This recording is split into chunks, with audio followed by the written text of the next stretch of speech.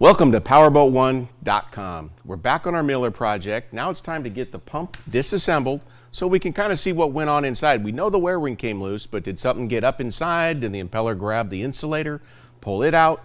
So let's get inside so we can see what went on. We're going to start by taking the bowl off. Then we're going to go in, take the packing gland off, pull the bearing cap off.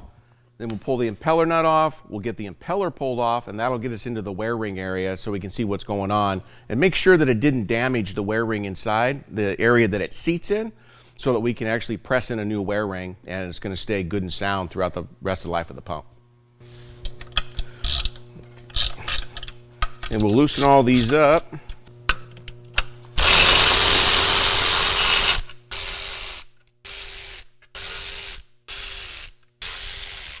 Now let's pull the bowl back. Ooh, that came off nice and easy. Sometimes when you pull this off, there should be oil in this galley. So you may want to just slide it over the bench, and when you pull it back, lift it up so you don't get an oil spill everywhere.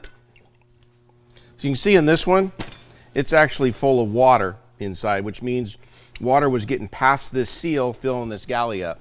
So when we put a new seal in, that should take care of that problem. You also can see at one time someone's had this apart and put in this flat plate stuffer, which is designed to tighten up the clearance on the back of the impeller. This is kind of the old style of it. This is what the new styles look like. This is a Berkeley jet part, and normally it goes up inside and then it would come up inside the back of the impeller, so it kind of seals off everything a little bit better with this style. Also, once we got this off, we can see in here that this shaft is really torn up on this side where it's had a lot of abuse from just running water and not running any oil in the bowl, which is a much better lubricant. We're going to take and install a new shaft from Berkeley Jet. This one's pre-cut to run the inducer on it, because that's something we're going to put into this pump to give the guy a little more bite on the bottom end and the mid-range, get him up to top speed a little bit faster. Packing gland comes off with just 9/16 end wrench. Just a matter of removing both bolts. Packing gland just pulls out, splits into two pieces, and comes right out of there. You also can change the packing in the boat by doing this too, pulling the packing gland off. You can reach inside, pull the old packing out, and put new packing in. Don't have to take the pump actually out of the boat to get that accomplished. Let's get the bearing cap off there.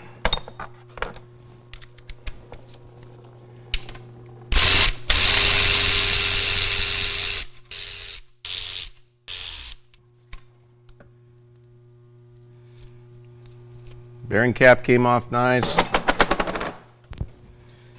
You can see from looking in here that they're not greasing this bearing enough. You know, while it still is smooth, there's just not enough grease in there to add long life to this. You should probably grease this bearing, maybe say every 20-25 hours of operation.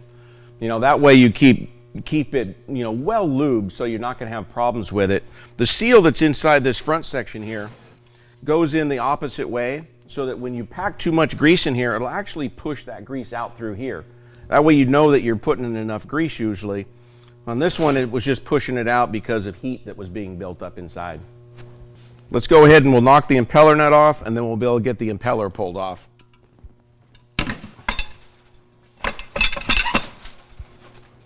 This one has one of the later model aluminum hard anodized nuts on it, probably in the last 25-30 years. These usually come off pretty easily. If they give you any trouble, you can put some heat to it, and that'll help get it off. The old original nuts were these steel nuts that had these slots in it. Once these went on, they were really a lock nut. It was really tough to get them off with just a wrench. That's why normally you're just going to take a torch and you'll just cut it in half, and then the nut will fall right off. That's the quickest and cleanest way of doing it. It may bung the thread up slightly in two spots. You can clean up with a little file on that and it'll work just fine for you.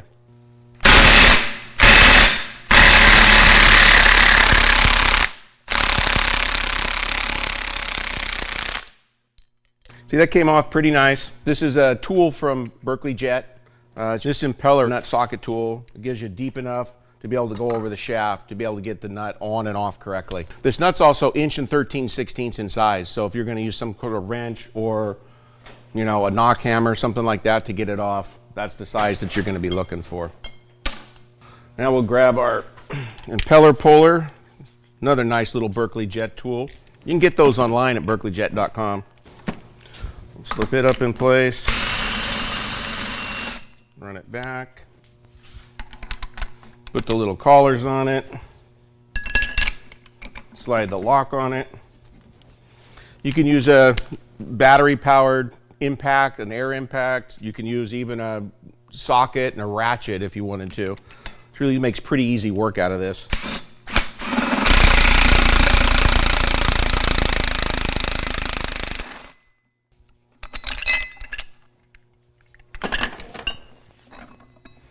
As you can see, this impeller is really torn up. I mean, it's been rattling around in there for who knows how long. The performance on this pump has been really poor for quite a while. Doing this rebuild is going to really wake this up for the guy. You can see down inside where it's got this little stamp. That's got an A on it, which is an A-cut impeller. You can also tell by where it's kind of even with this edge that it's an A-cut as well. We'll go ahead and put that back into it because the RPM would be good for what this guy has for an engine application. Let's pull the wear ring out of there. Yeah. You can see in here where this wear ring has just torn this case up all the way around in here to where a new wear ring's not going to be able to press inside there. This is going to require either a good use case or a new case to bring this pump back to life. Normally the clearance between the impeller wear ring surface and the wear ring itself is about 25 thousandths. This one has about a ½ inch or so. It's not good at all. Here's what one looks like that is correct. You can see how tight that is on there. It doesn't even really get any rattling sound at all. It needs to be that tight of clearance to give you a good suction on the bottom end. Since our suction piece is bad, we're going to move on to doing some other stuff on the bowl to be able to get that taken care of while we're trying to come up with a good used suction piece, or whether we just order a new one from Berkeley and get that coming here. Got to talk to my buddy to see what he wants to do, being that it's his boat, not mine. So let's go ahead and get this old stuffer out, and then we'll knock the bushings out, and then we can get the bowl cleaned up so we can put the new stuffer in it and new bushings and seal.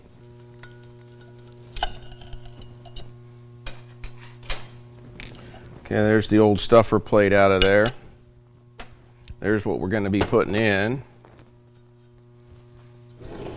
Now we'll flip this over. Let's get some of that water out of there. Bowl end caps, there's several different styles. There's plastic like this. There's also a stainless one like this, that's produced by Berkeley Jet. The short one, a lot of times used with a droop snoot. Some of the inner fins will actually hit the cap. This one's a little smaller, so it clears, but that's why this one was used. Let's get the bowl end cap knocked out of there, and then we'll drive the bushings out.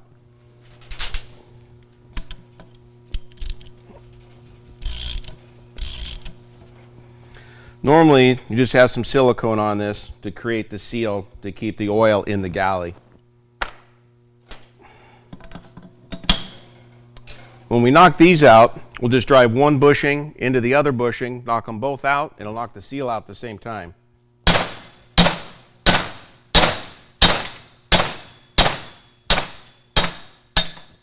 Those felt like they were in there good and solid, so we shouldn't have any problem pushing the new bearings right back in. There's our old bushings. You can see it's really tore up on that one side right there. Split it off even. That's what was tearing the shaft up, that and the lack of oil. And you can see all the water. Found another issue after we got the stuffer out that may have been kind of causing a lot of this problem. Come in and take a look at this. You see inside where there's this crack right around here. That's probably why this wasn't retaining any oil, is because it was leaking out of this cracked area. And when this cracks, it can actually shift this center section in here, and it'll put the shaft offline, and it can put the impeller into the wear ring, and then generates heat, spins the wear ring, pulls the insulator out, and causes all this damage. This is going to require a new bowl in here too. A lot of times you can't really weld this, because when you weld it, it's going to actually shift everything inside because of the cast aluminum.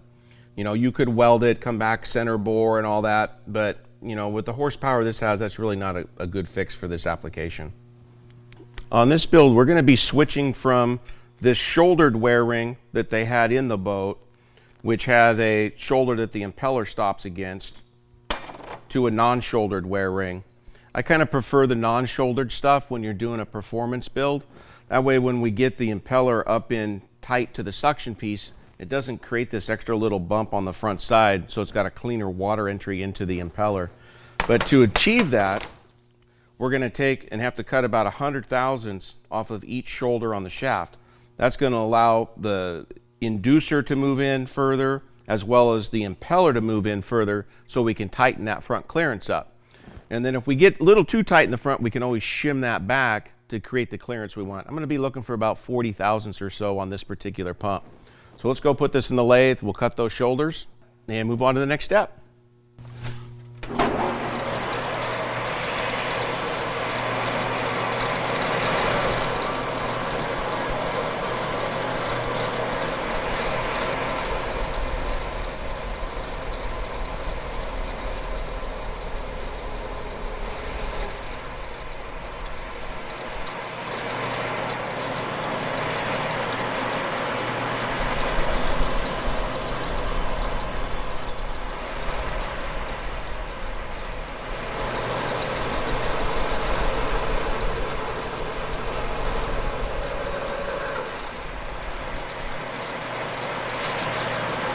Now we're going to put a little file up here.